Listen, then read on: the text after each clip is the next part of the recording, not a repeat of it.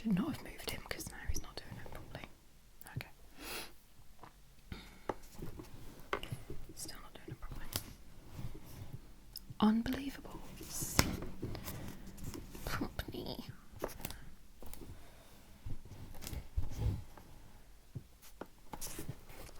We're going to have problems. We're going to fall out, you and me. I'm paying you for a service, so just... Shh, I didn't say that. Right. Okay. I've picked a really good one called The Three Green Twigs. Is that like the three little pigs, but twigs? So just hope they don't get into any sticky situations. Okay. There once... It's a good start, isn't it? Can't read. There was once, on a time, who writes this? A hermit who lived in a forest at the foot of a mountain and passed his time in prayer and good works. And every morning he carried to the grace of God, glory of God, 2 pails of water up the mountain.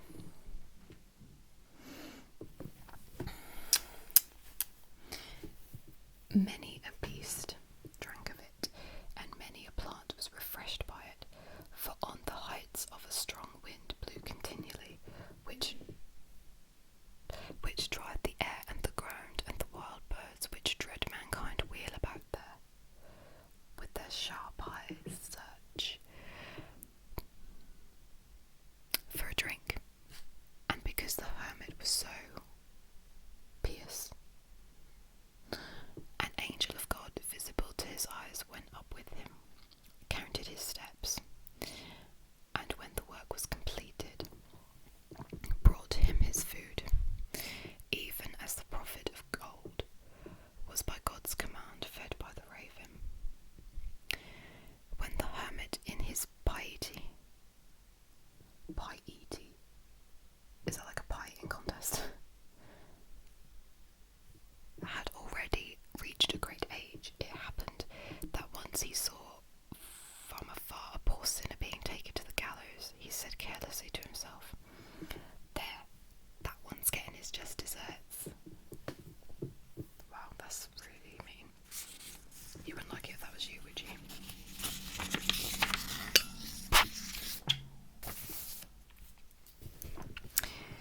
In the evening, when he was carrying the water up the mountain, the angel who usually accompanied him did not appear, and also brought him no food.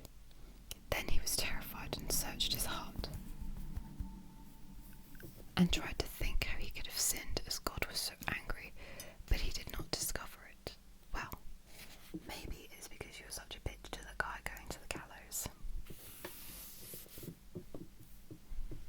Then he neither ate nor drank, threw himself down on the ground like a baby, and prayed day and night.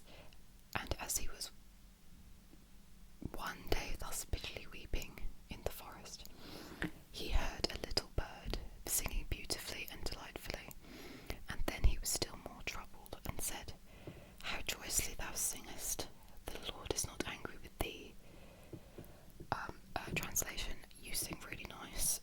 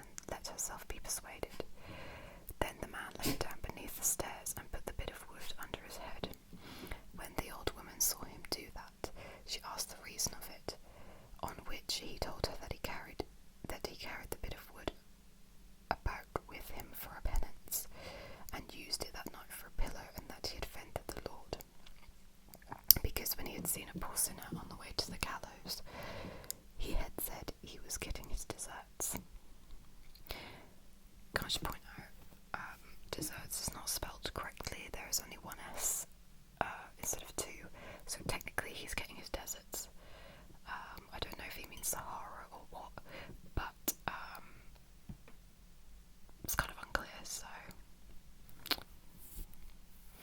Then the woman began to weep and cried.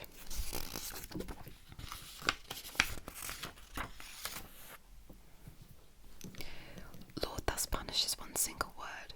How will it fare with my sons when they appear before him in judgment? At midnight the robbers came home and blustered and stormed. They made a fire, and when it had lighted up the cave they saw a man lying under the stairs. They fell in a rage and cried to their mother, "Who is the man? Have we not forbidden anyone whatsoever to be taken in?" Then said the mother, "Let him alone. It is a poor sinner who is expiating his crime." The robbers asked, "What has he done?" "Old man," cried they, "tell us thy sins." The old man raised himself and told them how he, by one single word, had so sinned that God was so angry with him, and that he was now expiating his crime, which is what the woman said. The robbers were so powerfully touched in their hearts by this story that they were shocked with their life up to this time, reflected, and began with hearty repentance to do penance for it. The hermit that he had converted, the three sinners lay down to sleep under the stairs. In the morning, however, they found him dead, and out of the dry wood on which his head lay, three green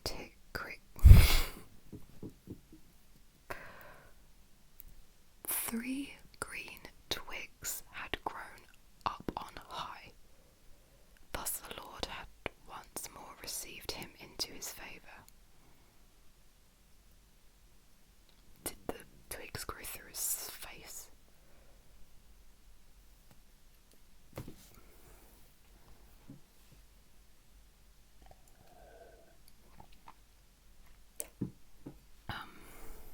There's a little story after this one called Our Lady's Little Glass. Sounds quite cute. Once upon a time, a waggoner's cart, which was heavily laden with wine, had stuck so fast that in spite of all that he could do, he could not get it to move again. Then it chanced that Our Lady had just happened to come by that way, and when she perceived the poor man's distress, she said to him, "I am tired and thirsty. Give me a glass of wine, and I will set thy cup free. I will set thy cup free for thee." "Willingly," answered the waggoner, "but I have no glass in which I can give thee the wine." Then Our Lady plucked a little white flower with red stripes, called field bindweed, which looks very like a glass, obviously, and gave it to the waggoner. He filled it with wine, and then Our Lady drank it, and in the self-same instant the cart was set free, and the waggoner could drive onwards. The little flower is still always called Our Little Lady's Glass. Our Lady's Little Glass. Load of shit. Right.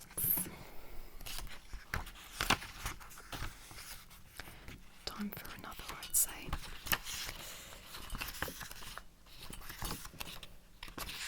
How much time have I got? Okay.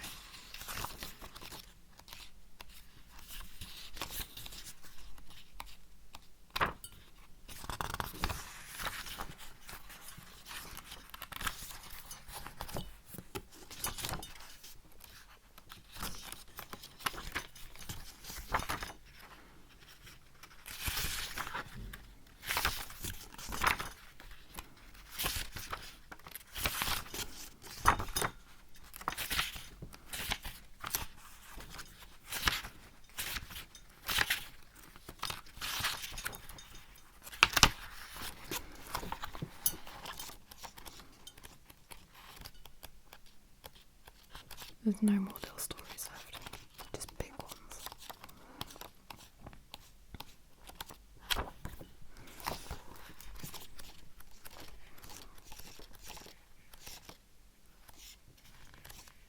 Oh, wait a minute.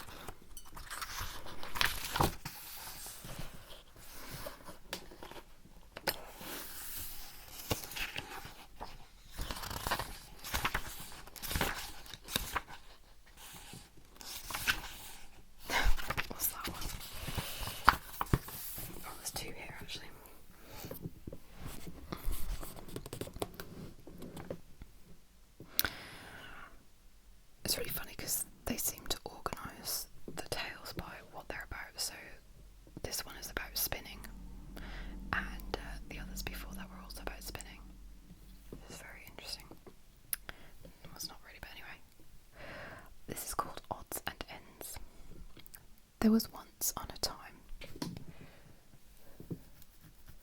It's once upon a time.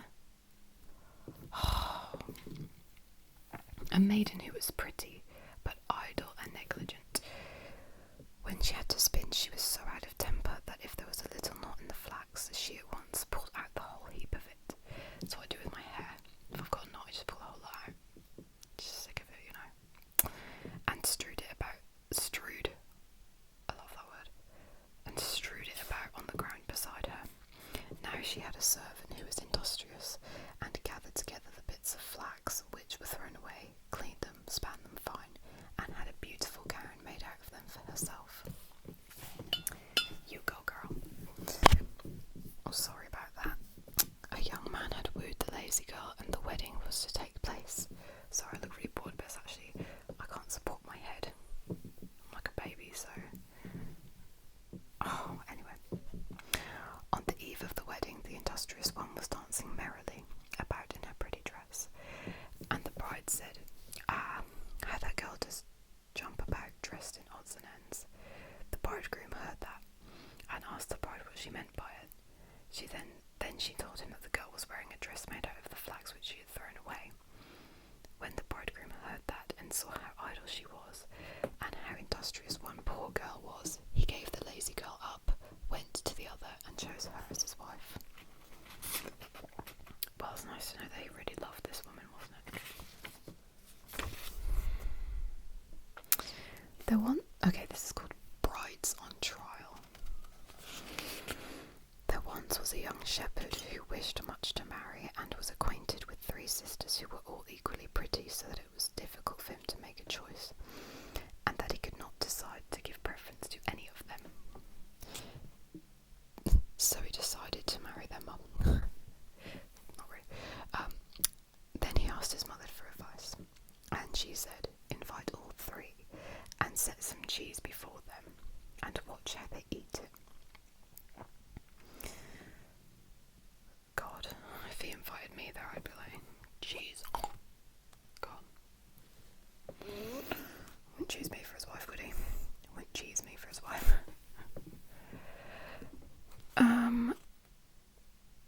The youth did so. The first, however, swallowed the cheese with the rind on. The second hastily cut the rind off the cheese, but she cut it so quickly that she left much good cheese with it, and threw that away also. The third peeled the rind off carefully, and cut neither too much nor too little. The shepherd told all this to his mother, who said, "Take the third for your wife." This he did, and lived contentedly and happily with her. There you go, fellas. That's what you've got to do. See who cuts the cheese the best. Because that's all that matters in life. Okay. Thanks, guys. Much love in that. Bye-bye. Bye-bye. Bye. Bye.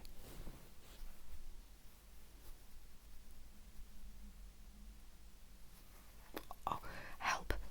Help me. Help. We're just roughhousing.